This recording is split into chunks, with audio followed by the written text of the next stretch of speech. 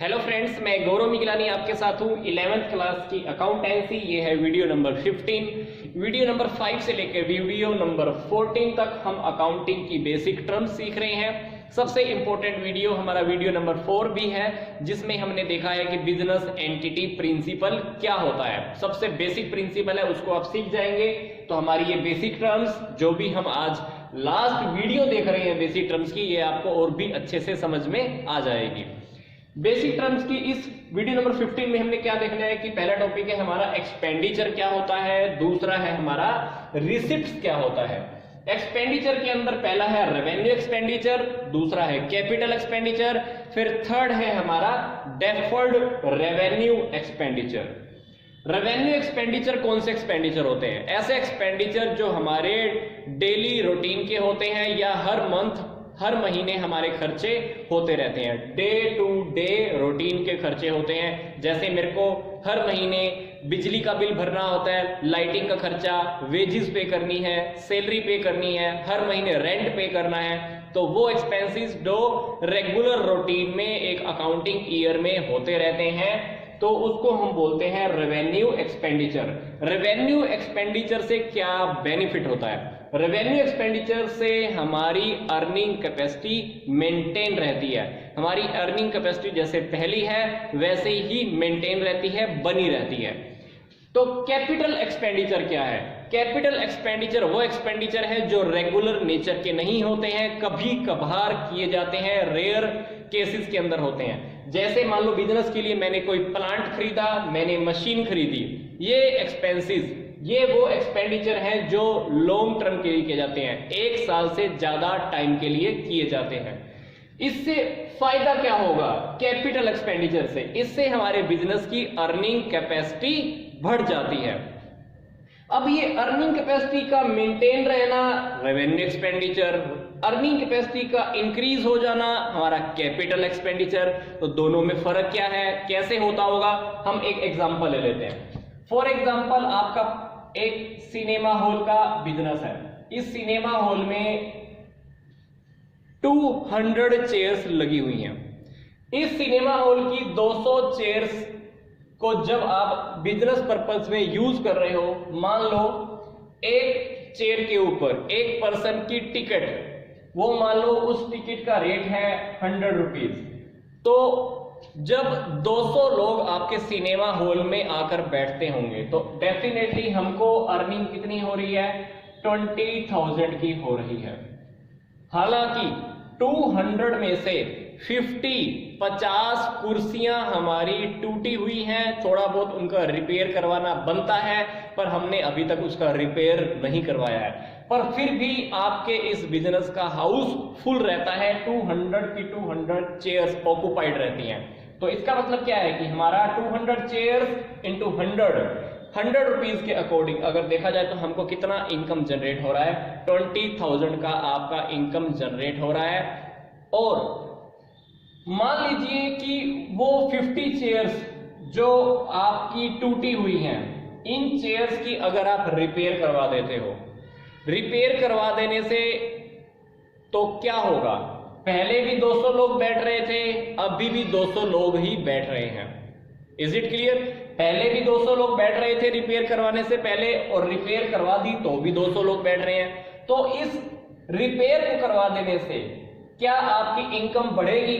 नहीं बढ़ेगी, क्योंकि अभी भी 200 चेयर्स हैं, 100 रुपीज पर टिकट है, तो आपको अभी भी कितने का इनकम हो रहा है? 20,000 का ही इनकम जनरेट हो रहा है। तो ऐसा एक्सपेंस जिससे आपकी अर्निंग कैपेसिटी मेंटेन रहती है, that is called revenue expenditure. पर मान लीजिए मैं इस सिनेमा हॉल के अंदर 100 चेयर्स और लगवा देता हूं, 100 चेयर्स और लगवा दी तो क्या होगा? अभी 100 चेयर्स और लगा देने से मेरे इस सिनेमा हॉल की अर्निंग कैपेसिटी कितनी हो जाएगी? टोटल 30,000। मतलब एक ऐसा एक्सपेंडिचर जिससे मेरे बिजनेस की अर्निंग कैपेसिटी इंक्रीज हो जाती है, मुझे लॉन्ग टर्म में वो बेनिफिट देने वाली है, दैट इज कैपिटल एक्सपेंडिचर। अब बात आती है कि डेफर्ड रेवेन्यू एक्सपेंडिचर क्या होते हैं? डेफर्ड रेवेन्यू एक्सपेंडिचर वो एक्सपेंडिचर होते हैं जो रेवेन्यू नेचर के ही होते हैं, पर आपको इस टाइप के एक्सपेंडिचर का बेनिफिट काफी लंबे समय के लिए मिलता है। इसलिए आपको इस प्रकार के एक्सपेंडिचर को एक साल में थोड़ा सा राइट ऑफ करना पड़ता है, बाकी नेक्स्ट ईयर के लिए हमको फॉरवर्ड करना पड़ता है। नेक्स्ट ईयर भी हम राइट ऑफ करते हैं थोड़ा सा हिस्सा, देन अगेन फॉरवर्ड करते हैं। Deferred revenue expenditure revenue nature के होते हैं, पर इनका बेनिफिट 3 ईयर से 7 ईयर्स के अंदर हमको इसका बेनिफिट मिलता रहता है। फॉर एग्जाम्पल एडवर्टाइजमेंट के ऊपर मान लीजिए आपने 2 लाख रुपए का एक्सपेंस किया, 2 लाख आपने एक्सपेंस किए एडवर्टाइजमेंट के ऊपर। ये एक्सपेंडिचर आपने किया 4 साल के लिए। एडवर्टाइजमेंट के ऊपर आपने 2 लाख दी, 4 साल के लिए आपकी एडवर्टाइजमेंट किसी कंपनी ने करनी है, तो बेनिफिट आपको 4 साल के लिए मिलने वाला है। तो हम क्या करेंगे, एवरी ईयर हर साल हम क्या करने वाले हैं, 50,000 आप प्रॉफिट एंड लॉस अकाउंट में लिखोगे, बाकी का 1.5 लाख नेक्स्ट ईयर भी हम क्या करेंगे, 50,000 को प्रॉफिट एंड लॉस अकाउंट में डाल देंगे, 1 लाख हमारा ट्रांसफर हो जाएगा नेक्स्ट ईयर के लिए। उससे नेक्स्ट ईयर भी आप 50,000 रुपीज राइट ऑफ करोगे, देन 50,000 नेक्स्ट ईयर ट्रांसफर हो जाएगा।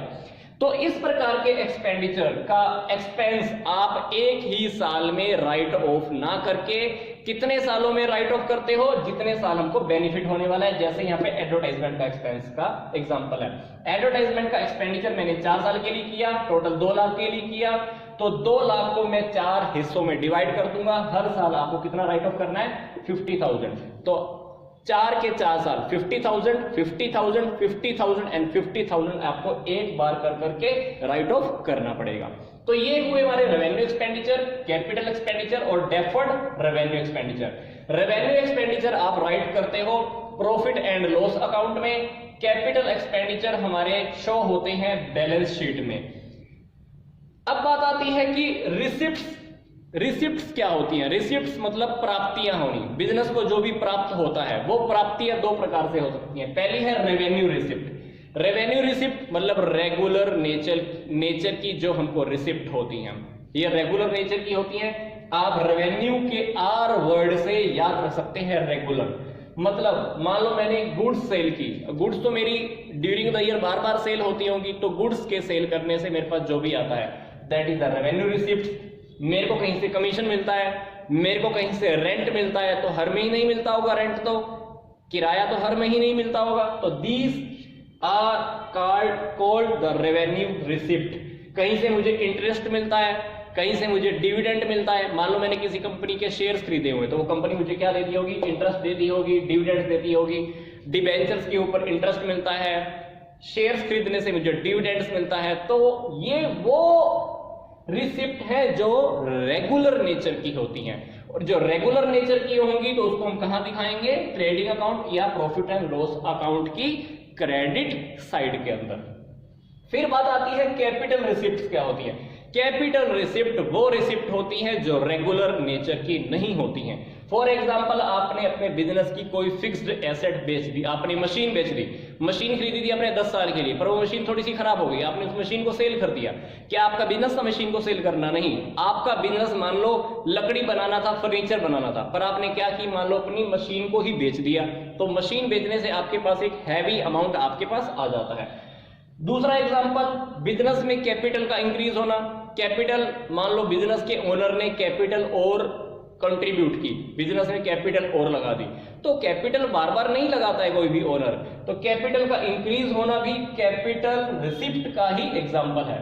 वे ऑफ लोन, अगर आप कहीं से लोन लेते हो 5 साल के 7 साल के लिए, तो ये लोन का रेज होना, लोन का बिजनेस में आ जाना, तो ये भी रिसिप्ट्स के कैपिटल रिसिप्ट का पार्ट होता है। रेवेन्यू रिसिप्ट्स कहां पे शो करते हैं हम, ट्रेडिंग अकाउंट या प्रॉफिट एंड लॉस अकाउंट की क्रेडिट साइड में, और जो कैपिटल रिसिप्ट्स होती हैं ये हमको बैलेंस शीट में शो करनी होती है।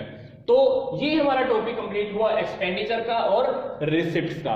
आई होप आपको ये टॉपिक समझ में आ गया होगा। इसमें से हम बात कर रहे थे ट्रेडिंग अकाउंट क्या होता है, प्रॉफिट एंड लॉस अकाउंट क्या होता है, बैलेंस शीट क्या होती है। ये टॉपिक आपको एक चैप्टर हमारा आगे आएगा जिसमें हमको बहुत अच्छे से डिटेल में स्टडी करना है trading account, profit and loss account and balance sheet के बारे में। तब आपको बहुत डिटेल में ये टॉपिक समझ में आ गया होगा। आई होप आपको एक्सपेंडिचर्स और रिसिप्ट्स के अंदर डिफरेंस प्लस रेवेन्यू और कैपिटल के रिसिप्ट्स एक्सपेंडिचर्स के अंदर डिफरेंस अच्छे से समझ में आ गया होगा। तो यहां तक का वीडियो देखने के लिए बहुत बहुत धन्यवाद।